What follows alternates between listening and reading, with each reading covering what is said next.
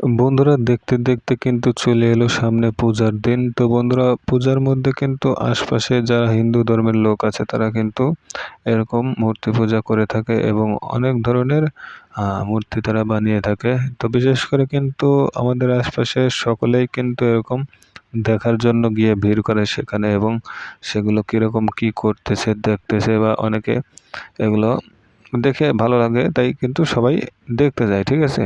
তো এরকম বিকেলবেলা আমিও হাঁটতে হাঁটতে গেলাম।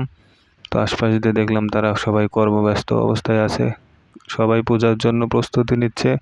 যার যে কাজ সকলেই কিন্তু সেই কাজগুলো করতেছে এবং অলরেডি কিন্তু তারা তাদের মূর্তিগুলো বানানো হয়ে গেছে। সমস্ত কিছু কিন্তু কাজ মোটামুটি শেষের দিকে প্রায়, কারণ পূজার আর বেশি দিন নেই, অল্প কিছুদিনের মধ্যেই কিন্তু পূজা শুরু হয়ে যাবে এবং তাদের উৎসবগুলো শুরু হয়ে যাবে।